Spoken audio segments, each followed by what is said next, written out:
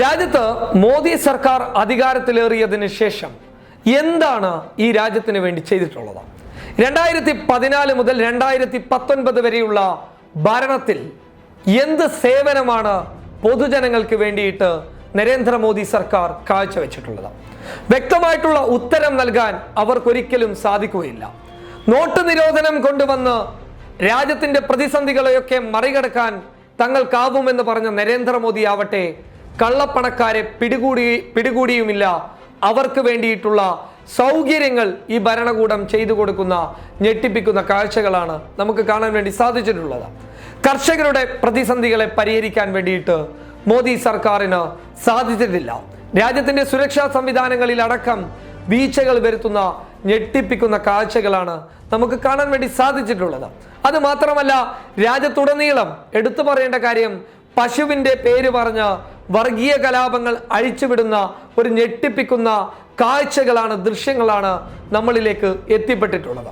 അപ്പോൾ ചോദിക്കുന്ന ഒരു കാര്യമാണ്, എന്തിന്റെ അടിസ്ഥാനത്തിലാണ് പൊതുജനങ്ങൾ, സംഘപരിവാർ അടങ്ങുന്ന BJP അടങ്ങുന്ന NDAക്ക് പൊതുജനം വോട്ട് നൽകിയത്?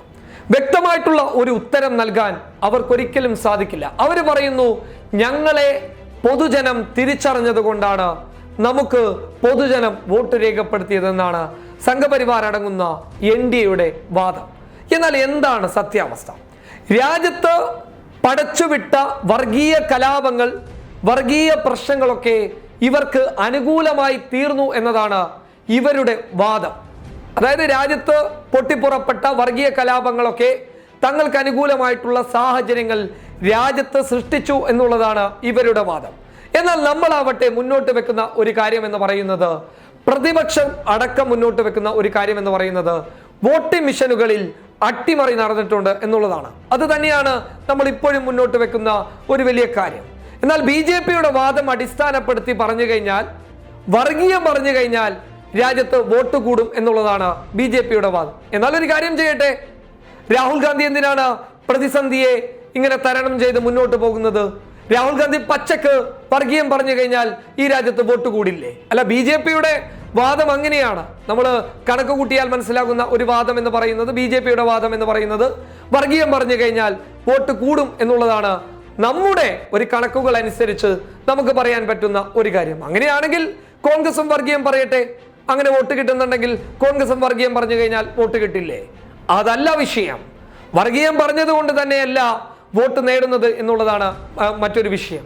യഥാർത്ഥത്തിൽ സംഭവിച്ചിരിക്കുന്നത്, എക്സിറ്റ് പോളുകളിലടക്കം തട്ടിപ്പുകൾ പുറത്തു വന്നിരിക്കുകയാണ്.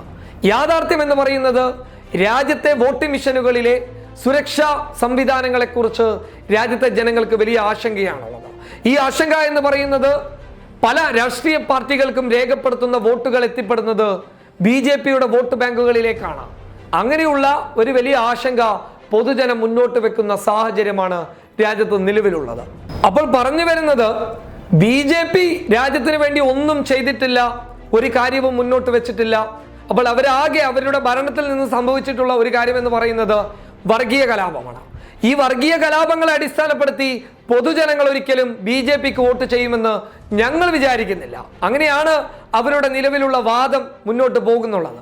അങ്ങനെയാണെങ്കിലാണ് ഞങ്ങൾ നേരത്തെ പറഞ്ഞിട്ടുള്ള കാര്യം, രാഹുൽ ഗാന്ധിക്കും വർഗീയം പറഞ്ഞു കഴിഞ്ഞാൽ വോട്ട് ലഭിക്കുകയില്ലേ? അപ്പോൾ സത്യാവസ്ഥ എന്ന് പറയുന്നത്, പൊതുജനങ്ങളെ കബളിപ്പിക്കുന്ന രീതിയിലുള്ള ഒരു തിരഞ്ഞെടുപ്പ് അട്ടിമറി ഈ തിരഞ്ഞെടുപ്പിൽ നടന്നിട്ടുണ്ട് എന്നുള്ളതാണ് ഞങ്ങളുടെ ഒരു വിശ്വാസം. News desk public Kerala.